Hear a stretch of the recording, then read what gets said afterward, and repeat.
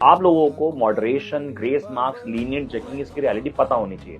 देखो ऐसा ही सीबीएसई की वेबसाइट है, इसमें मॉडरेशन पॉलिसी में साफ साफ बताया गया है कि अगर पेपर डिफिकल्ट आता है या कोई सेट डिफिकल्ट आता है तो उसको मॉडरेटली चेक कैसे किया जाएगा, उसमें मार्किंग में ग्रेस मार्क्स कितने दिए जाएंगे, कौन से स्टेप पे आपको छोड़ दिया जा सकता है कि चलो इतना लिख दिया तो इतना नंबर दे दिया जाए, तो सब मेंशन्ड है। इसलिए आप इसकी चिंता मत करो कि मॉडरेशन कैसे होगा, ग्रेस मार्क्स कितने दिए जाएंगे, ये सीबीएसई का अपना काम है। और मैं या तुम कोई पीएल लगा के कोई उसको फोर्सफुली नहीं करा सकता कि मॉडरेशन होना ही है। तो किसी के कहने पे मत आओ और अपनी पढ़ाई पे ध्यान दो। एक चीज और जो मुझे बात करनी जो बहुत जरूरी है आगे आने वाले बच्चों के लिए भी, मेरे को ना अभी रिसेंटली ग्रेटर नोएडा से एक बच्चे ने पेपर भेजा। ये क्वेश्चन अगर आप ध्यान से देखोगे ना, ये कई सेट्स में आया होगा, हो सकता है कुछ बच्चों ने देखा हुआ भी हो।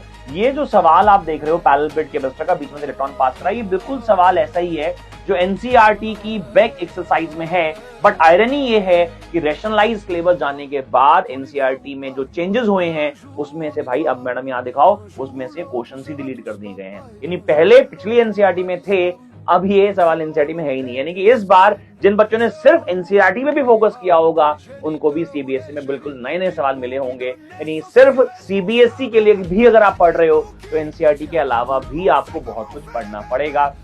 अब एक एवरेज बच्चा, गरीब बच्चा जो सिर्फ एनसीईआरटी अफोर्ड कर सकता है, मुझे नहीं पता चल रहा कि वो कैसे इन रिसोर्सेज को गैदर करे।